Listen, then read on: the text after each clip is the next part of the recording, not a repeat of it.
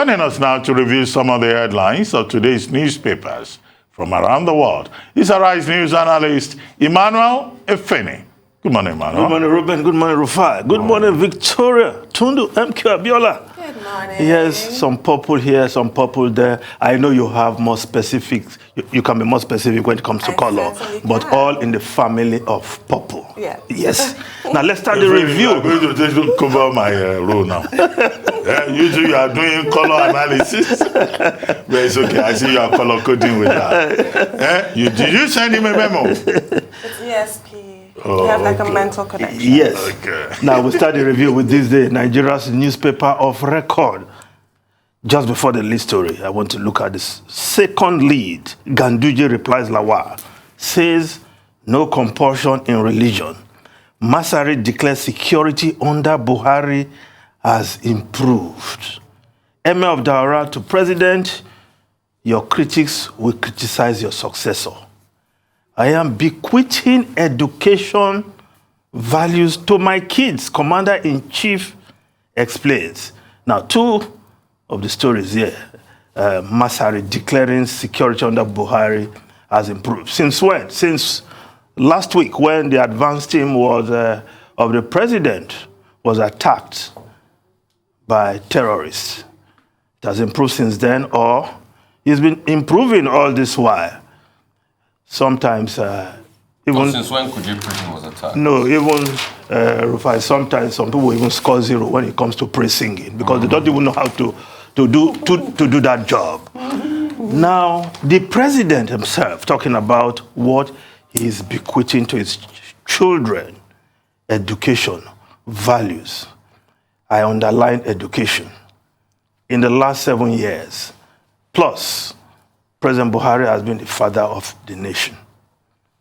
What has he bequeathed to the Nigerian youth? Many of whom have lost almost 2 academic sessions in public universities. When you shout about education, think of what is going on in the country today, where university lecturers have been on strike for 5 months and counting. So what you bequeath to your children should not be the concern only for the president of the country. Rather, what you are bequeathing to Nigerian youths, can we say that these youths are getting proper education in the light of this incessant, persistent strike by university teachers? And also, even polytechnic teachers have had their own rounds of strike in and out of strike season. But the lead story now of this day, Adamu, Christians have nothing to fear. Muslim ticket reflects Nigeria's reality. What's Nigeria's reality?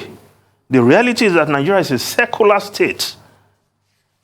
And you expect that a ruling party, a serious party with the chairman, a lawyer, and who has been in government for a long time, should know that the reality of Nigeria is secular and that common sense, political correctness, not expediency, demands that we should reflect this in all we do.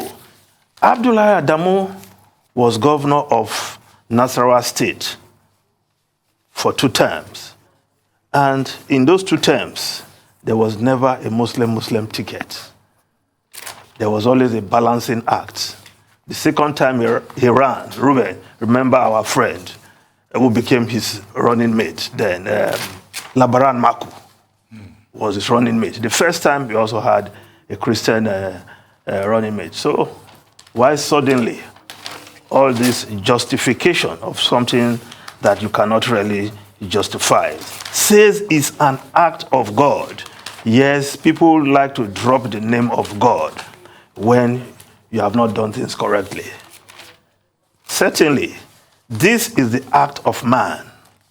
Clear decision by the political hierarchy.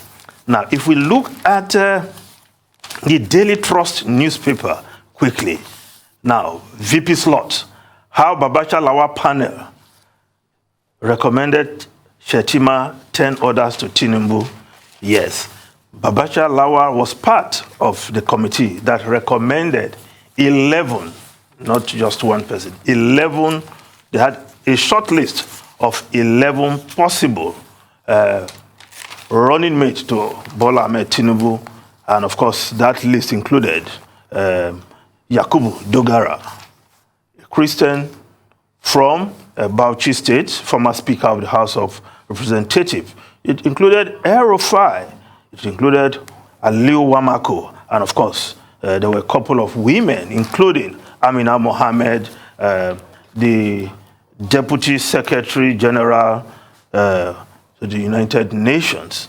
So this decision was taken by man.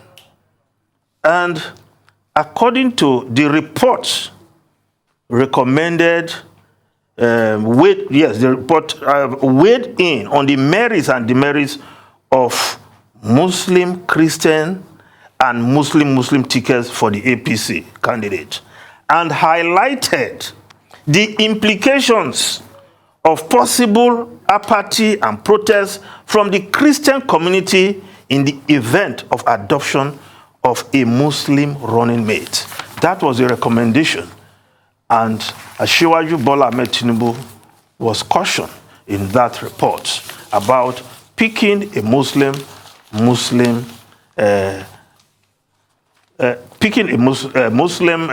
running mate to make that ticket a Muslim ticket. And of course, he ignored that and went on for what they think is political calculation. But again, the implications on Christian voters was pointed out, and we've seen clergymen literally spitting fire over this matter. I won't join them in spitting fire.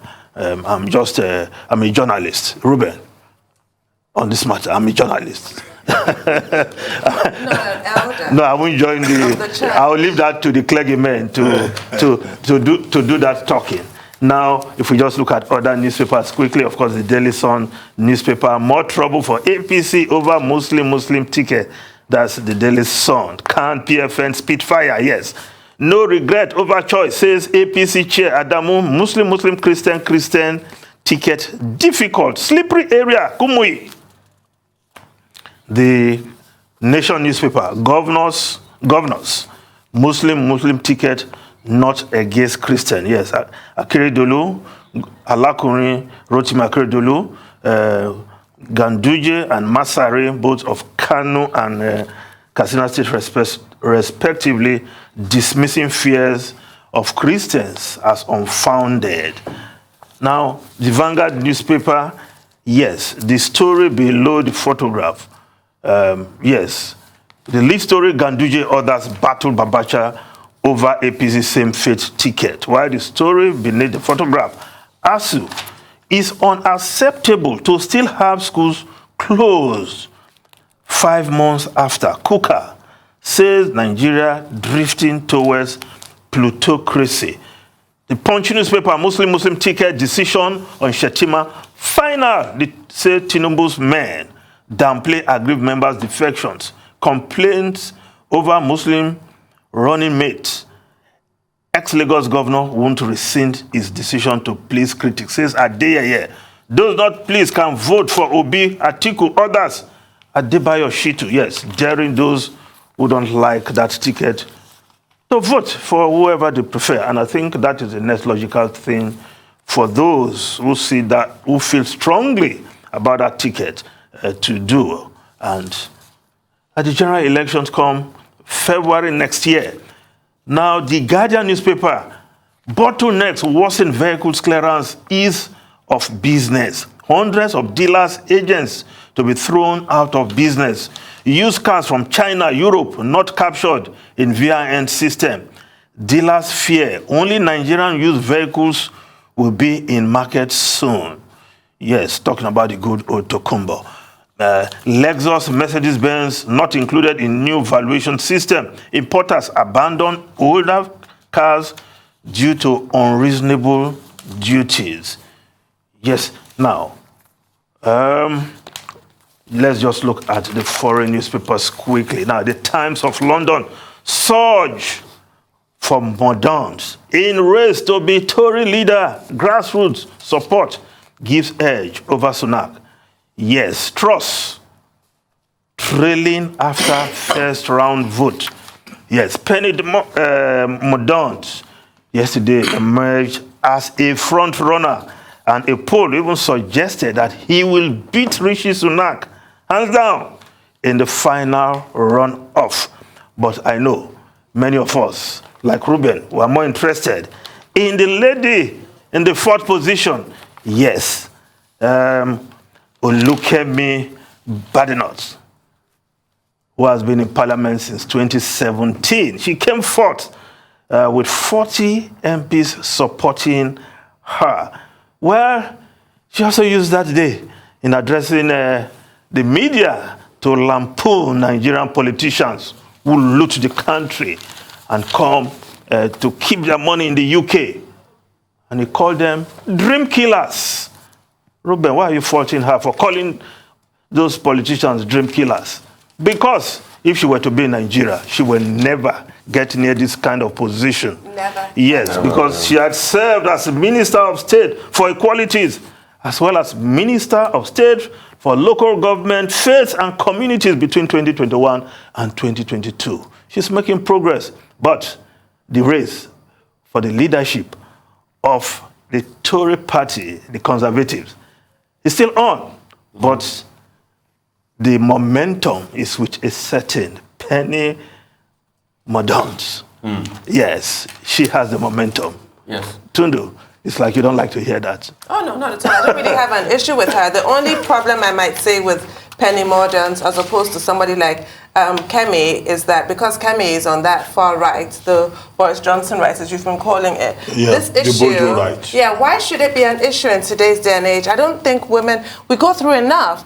That question, what is a woman? We saw Ketanji Brown unable to answer that very simple question because she was afraid of alienating the trans community, whose rights obviously should be upheld and respected. But the fact that we're now facing as women this erasure also troubles me. Penny Mordaunt has also fallen into that trap where she cannot just answer, what is a woman? At least Kemi can give you an answer to that very simple question. So that for me is the issue with her. But regards her strengths, I would say because she's not closely associated with Boris Johnson.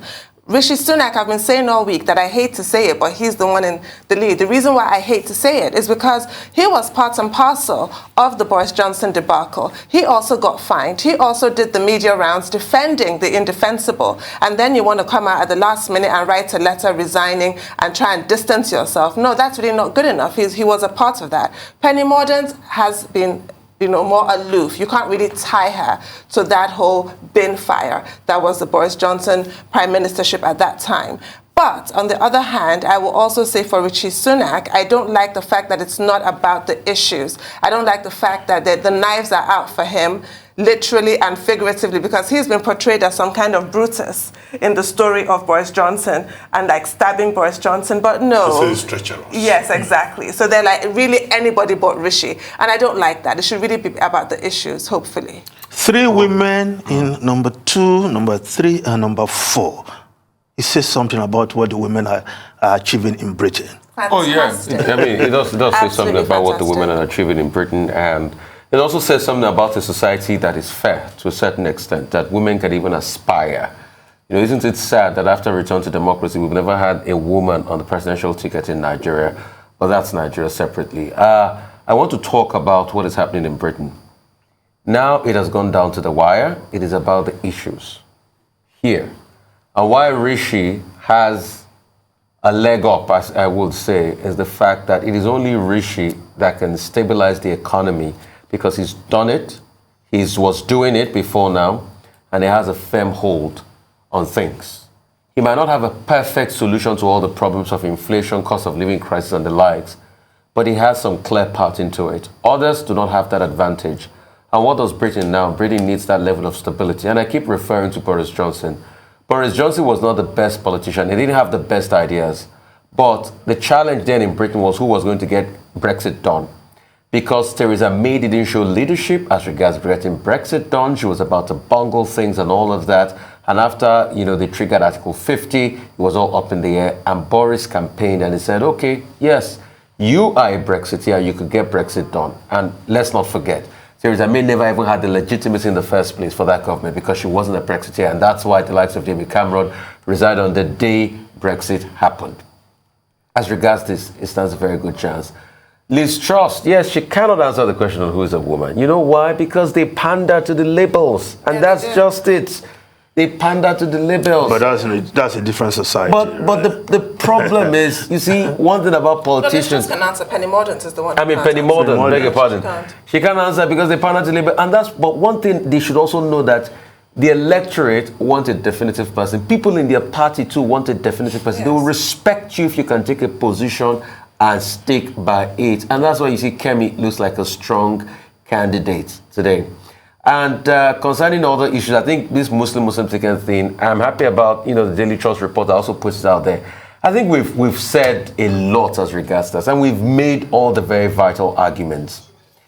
A lot of people that are saying they should change, I don't think the APC should change it. They should stick to their Muslim they're not ready to face the consequence in their election. In a few days' time, we know that it's a fait accompli. Yeah, it's a fait accompli. So I don't roll with it's not whatever they have. To beg anybody to change anything. They'll face the consequences.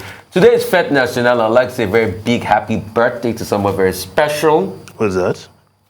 A fiancé? The man who's a prince and is called a duke. The duke. But prefers to be called Mr. Mr. All right. Undukal Baigbana, you mean a lot to us right here. Thank you so much. And our prince. Yes. And our prince. The Duke of Global Media. Yeah. And this particularly, I'm sure this is his first birthday in a while without his mother that just passed. And I just say, may God be with you, on this, your 63rd birthday. Wish you the very best in good health and everything. And we're praying, for you. I always remember that with the 14th Fête Nationale in France. Yeah, let's hear Ruben. Don't tell us about the implications. No, that's what I'm going to talk about. So, because that was the main story I was going to start with. The fact that on the pages of the newspapers today, I see, the publisher of this day newspaper, the chairman of the Arise Global Media, chairman Arise this TV. Day Arise Group, yes, properly. Being congratulated on his 63rd birthday. He's 63 today.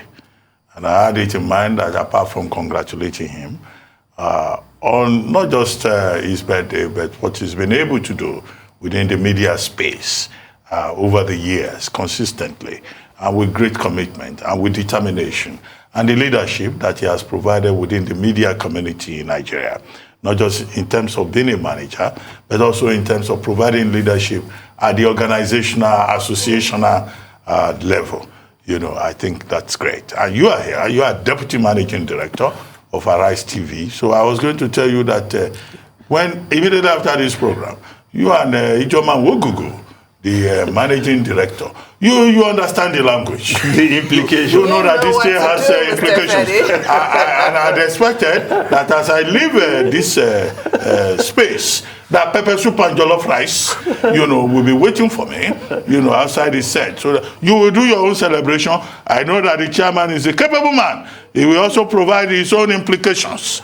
You know the rule around here. Once you achieve anything, you just must celebrate it. And we are waiting. We have a gang here, yes.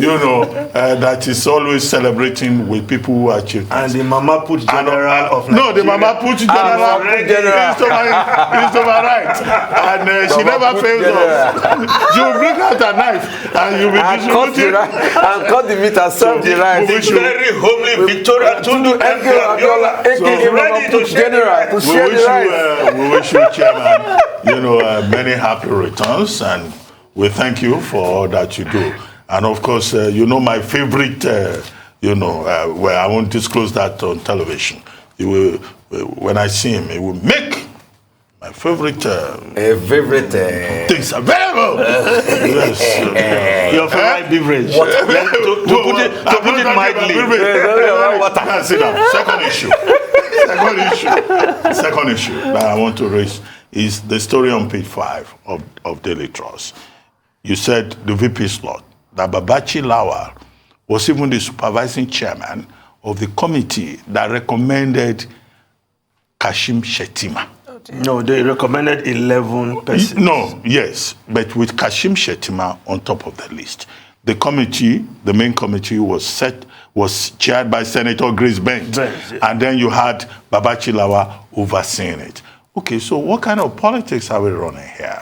If a man had endorsed a particular process and had accepted it, and then he turns around and he says, oh, this is satanic, this is devilish, this is devious. They emphasize that the implication of going that route. Yeah, but it was part of that report, and he made that recommendation. This thing is about integrity. It's about honor.